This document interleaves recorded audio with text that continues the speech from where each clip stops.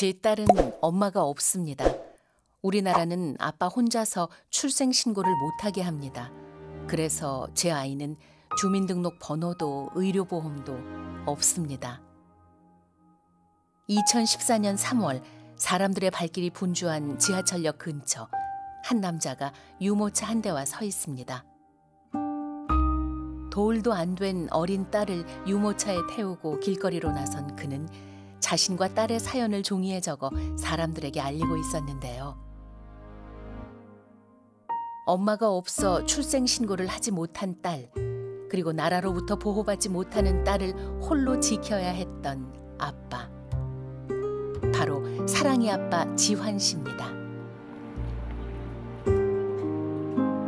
미혼부도 자녀의 출생신고를 할 수 있게 한 사랑이법을 만든 그는 얼마 전부터 다시 거리로 나서기 시작했습니다.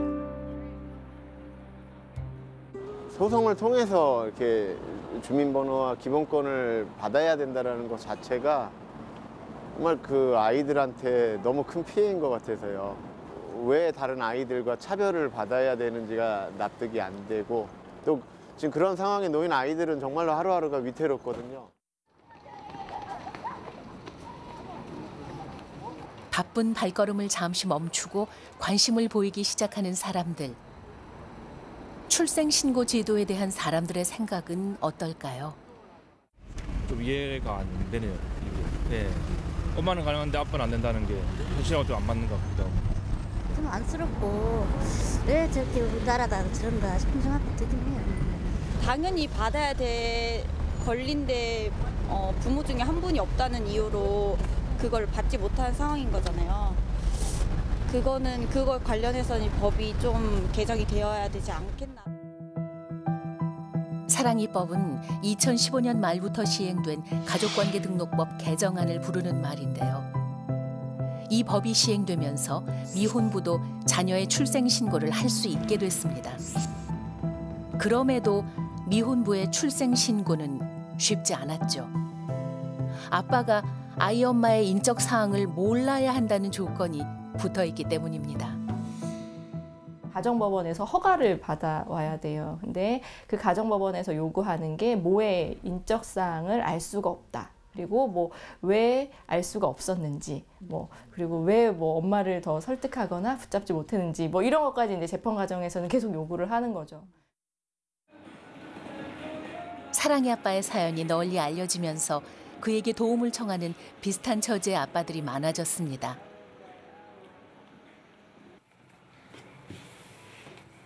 그들을 내버려 둘 수 없었던 지환 씨는 미혼부 협회를 만들었고 이 작은 공간을 얻어 어려운 상황에 처한 이들을 돕고 있습니다. 급하게 애기 아픈 일 생기거나 밤에 이런 거 긴급한 일 생기면 아무 때도 전화 주시고요. 그래요. 편하게 연락하세요. 예. 그의 전화기에는 사람들의 연락이 끊임없이 이어집니다. 2단계. 애기 지금 기저귀 사이즈 뭐 입어요? 네, 글로 들어오시면 돼요. 네, 그럼 좀 이따 봐요. 네. 왔어요? 네, 어서 오세요. 들어요. 되게 허름하죠? 네.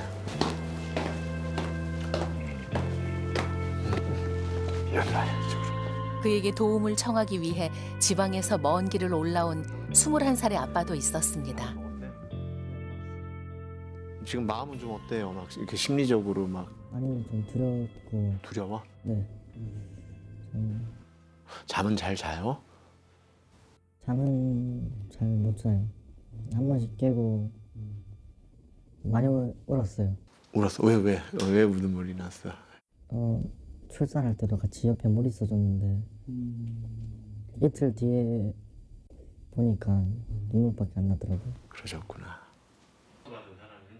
답답한 마음을 털어놓는 아이 아빠와 자기 일처럼 공감하며 이야기를 들어주는 지환 씨. 제가 너무 정말 키우고 싶어 하니까 이제 나가서 살라고 이렇게 말씀하시더라고요. 아니, 나가라고? 네. 이제 어머님은 못 도와주겠다. 네가 키우든 말든 신경 안 쓰시겠다. 부모님도 상처를 받거든요. 내 자식한테 이런 일이 생기면 부모님이 이렇게 받는 마음의 상처도 엄청 커요. 혼자 아이를 키우는 게 얼마나 힘든 과정인지 직접 겪어봤기에 무엇이든 돕고 싶은 마음입니다. 출생 신고부터 시작을 해서 당장 그러면 이제 생계에 문제가 있는지 없는지, 그 다음에는 이제 양질의 양육으로 넘어가게 되는 거죠. 그러니까 단순하게 애기 먹이고 재우는 거에 끝나는 게 아니라 이제 아이를 어떻게 가르칠 건지, 아기랑 어떻게 놀아줄 건지 동시에 또 같이 하는 게 조금 이 심리적인 부분, 정서적인 부분. 정말 19분 다 중증 우울증이나 다름없는 상태시니까 그 이제 정말 안 되면 속풀이 대화라도 해드리는 거고.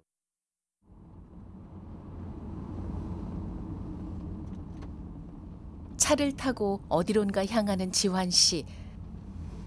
지난해 봄에 알게 된 노을이 아빠를 만나러 가는 길입니다. 우리 아빠가 지금 또 많이 외롭기도 하고 몸도 지금 많이 안 좋으셔요. 그래서 좀 애기랑 아빠 지금 건강 상태도 한 번씩 들여다봐야지 마음이 놓여서. 노을이 아빠는 막 돌이 지난 아들을 혼자 키우고 있습니다. 노을이가 태어난 지 2달 만에 엄마는 집을 나가버렸고 아빠는 아이를 키우기 위해 일도 포기해야 했죠. 나가고 뭐 또 애는 그냥 집에 이제 혼자 나랑 있으니까 뭐 그냥 분유 타 먹이고 뭐 하다 보니까 분유가 떨어진 지예요. 이제 돈도 가진 거 다 떨어졌고 그래서 분유를 이제 반 통도 안 남고 기저귀도 한 10몇 개 남았고. 노을이 아빠는 아이를 홀로 키우며 마음의 병까지 얻게 됐습니다. 지환 씨는 이런 노을이네 두 식구를 물심양면으로 돕고 있습니다. 진짜 그러면 좋겠다. 응? 같이 어린이집 보내고 같이 학교 보내고, 어? 나 그렇게 센터 쓰고 막 이러고 살면 얼마나 좋을까. 그렇지? 어린이집에 다니는 노을이를 데리러 온 두 아빠. 조심 놀아. 아빠를 꼭 닮은 노을이는 그새 무럭무럭 자라서 혼자 걸음마도 할 수 있게 됐습니다. 선생님. 노을 안녕히 가세요. 인사. 옳지. 아직 출생 신고를 하지 못해 노을이는 주민등록번호가 없는 상태입니다.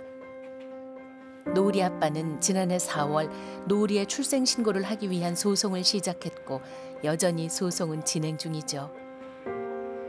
주민번호는 없지만 구청에서 임시번호를 받아 다행히 노을이는 어린이집에 다닐 수 있게 됐습니다. 지가 많이 걷게 해야 돼. 다시 거, 북, 이. 북, 그래, 북장 하네. 거, 북, 이. 먹었다. 냠냠냠냠. 먹지 마, 너는. 이 중에서 뭐가 제일 좋아, 너는?